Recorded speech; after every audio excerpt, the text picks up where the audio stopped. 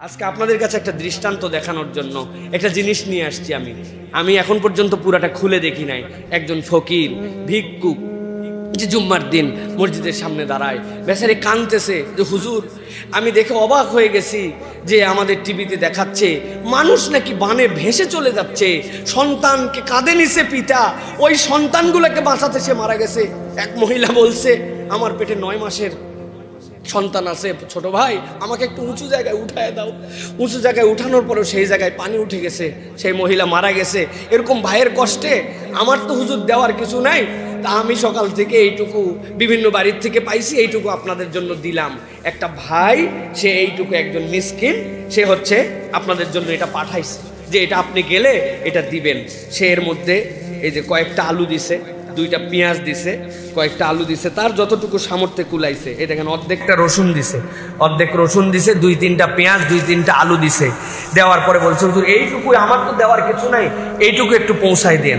সাথে সে 20 টাকা পাঠাইছে। সে তার সামর্থ্যে এইটুকু আছে, সে একটা পেঁয়াজ দিতে পারছে, একটা আলু, পুরা রসুন তার কাছে নাই, রসুনের অর্ধেকটুকু সে দিছে যে তার ভাইয়ের জন্য।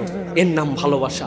আল্লাহ রাব্বুল আলামিন বড় কিছু দেখবেন না, কিন্তু রব্বুল আলামিন দেখতে চান যে আপনি আপনার ভাইয়ের বিপদে আগায় আসছেন কিনা। তো একজন মিসকিনের কাছে আমার থেকে শেখার আছে। আমি তো বলছি আমি বহু ফকিরের কাছে শিখছি। এক ফকির আমার কাছে হাত পাতার পর 10 টাকা দিছি, সে ওই 10 টাকা নেওয়ার পরে আরেক ফকিরকে 5 টাকা দিছে। আমি বলছি আপনার অনেক টাকা, তাছাড়া আমি দিলাম আর আপনি ওরে দিলেন। সেই ফকির আমাকে বলছে বাপ তোমার কাছে যে আমি চাইতে পারছি জন্য তুমি দিছি, আর যারে দিলাম ওর পুরা গায়ের মধ্যে টিউমার, ও উঠে যে চাইতে পারে না, তো আমি তো হচ্ছে ভালো আছি এই জন্য ওর একটু দান করলাম। ফকিরের কাছ থেকেও আমি শিখছি। সুতরাং প্রিয় ভাইয়েরা, আমরা আমাদের সামর্থ্য অনুযায়ী আমরা একটু দান করার জন্য, সহযোগিতা করার জন্য চেষ্টা করি। আমি আপনাদের কাছে 4টা লেয়ারের কথা বলেছি। সহায়তা প্রদান করেন, দোয়া করেন, স্বেচ্ছাসেবা দেন, সান্ত্বনা ও সমর্থন দেন, সাহায্য দেওয়ার জন্য অন্যকে উৎসাহিত করেন। এগুলো আমাদের জন্য অত্যন্ত গুরুত্বপূর্ণ প্রিয় ভাইয়েরা। বিশেষ করে আমাদের ভাইদের জন্য এই মুহূর্তে রান্না করা খাবার দরকার। কারো যদি সামর্থ্য থাকে রান্না করা খাবার পৌঁছানো, এই মুহূর্তে তাদেরকে উদ্ধার করা দরকার। এরপরে তাদের জন্য বিশুদ্ধ খাদ্য এবং পানীয় দরকার। সাথে আমার ডাক্তার ভাইদেরকে অগ্রিম বলে রাখবো, যারা আমার কথা শুনতেছেন প্রিয় ভাইয়েরা, আপনারা অতি দ্রুত ছোট ছোট গ্রুপে প্রস্তুতি নেন যে আপনাদের এর পরবর্তীতে যে পরিমাণ এখানে চিকিৎসা সংক্রান্ত ডায়রিয়া অন্যান্য যে বিপদ হবে, এইগুলো উদ্ধারের জন্য আপনাদেরকে ঝাঁপায় পড়তে হবে প্রিয় ভাইয়েরা।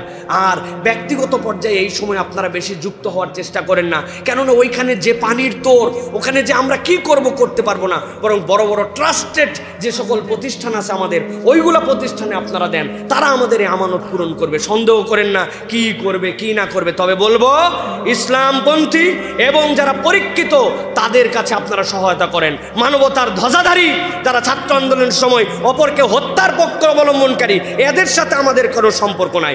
আলেম ওলামা তাদের মাধ্যমে আমরা সাহায্য করবো ইনশাআল্লাহ। রাজি আছেন ইনশাআল্লাহ? বাংলাদেশের যত মসজিদ, যত ইমাম, যত মুয়াজ্জিন আছি, আমি আপনাদের ভাই হিসেবে প্রস্তাব দিলাম, আমরা আমাদের 7 দিনের যে আমাদের আপনারা যে আমাদেরকে সম্মানী দেন, আমরা আমাদের 7 দিনের সকল সম্মানী ইমাম, মুয়াজ্জিন, খতিব আমরা বন্যা দুর্গতদের ফান্ডে দান করলাম। পুরা বাংলাদেশের আমাদের যত ইমাম মুয়াজ্জিন আমরা আছি, আমরা তো চাই আপনাদের কাছ থেকে, কিন্তু আমরা এবার প্রথম দিলাম আমাদের 1 সপ্তাহের পুরা সম্মানী যেটা আমরা পাই, আমরা পুরা সম্মানী এই বন্যাতদের ফান্ডে দান করব ইনশাআল্লাহ। আল্লাহ আমাদেরকে এই সকল কাজের মধ্যে শরীক হওয়ার তৌফিক দান করেন। প্রিয় ভাইয়েরা, আমরা আল্লাহর কাছে সর্বোত্তম মানুষ হতে চাই। আল্লাহ রাব্বুল আলামিন নবী করিম সাল্লাল্লাহু আলাইহি সাল্লামকে বলেছেন, হে রাসূল আপনি জানিয়ে দেন আহাব্বুন নাস ইলাল্লাহি আনফাউহুম লিন-নাস, মানুষের জন্য যে মানুষের কল্যাণ করা আল্লাহর কাছে সবচেয়ে উত্তম মানুষ সে। নবীজি এরপরে বলছেন ওয়াহাব্বুল আমালি ইলাল্লাহ, আর জানো আল্লাহর কাছে সবচেয়ে পছন্দনীয় আমল কোনটা? নবী করিম সাল্লাল্লাহু আলাইহি সাল্লাম বলছেন সুরুরুন তুদখিলুহু আলা মুসলিমিন, কোন মানুষের হৃদয়ের মধ্যে আনন্দ ঢুকায় দেওয়া, এটা আল্লাহর কাছে সবচেয়ে উত্তম আমল। একটা মানুষের হৃদয়ে আপনি আনন্দ ঢুকায় দিয়েছেন, বিপদে ছিল উদ্ধার করে দিয়েছেন, অর্থনৈতিক কষ্টে ছিল স্বাবলম্বী করে দিয়েছেন, সামর্থ্যে ছিল হেল্প করে দিয়েছেন, ওই লোকটা খুশি হয়ে গেছে। কেউ যদি কারো অন্তরে আনন্দ ঢুকাতে পারে, নবী বলছেন এটাই উত্তম আমল। সুবহানাল্লাহ। রাসূলুল্লাহ সাল্লাল্লাহু আলাইহি ওয়াসাল্লাম এরপরে বলছেন অথবা আও তাকশিফু আনহু কুরবাতান, তার কোনো কষ্ট তুমি দূর করে দিছো, আল্লাহর কাছে এটা উত্তম আমল। আও তাকদি আনহু দীনান, অথবা সে ঋণগ্রস্ত ছিল, ঋণ মওকুফ করে দিছো। আও তাতরুদু আনহু জুআন, অথবা সে ক্ষুধার্ত ছিল, তুমি তার ক্ষুধা নিবারণ করায় দিছো। আল্লাহ নবী বলছেন আল্লাহর কাছে এই চারটা আমল সবচেয়ে উন্নত আমল। সুবহানাল্লাহ। আজকে আপনারা জানেন এই যে বন্যা পরিস্থিতি, এই বন্যা পরিস্থিতিতে আমাদের জন্য করণীয় কি, বন্যা পরিস্থিতিতে আমরা কি করতে পারি? প্রিয় ভাইয়েরা, এক নম্বর বিষয় যেটা বলবো, বন্যা পরিস্থিতিতে সহায়তা প্রদান করেন।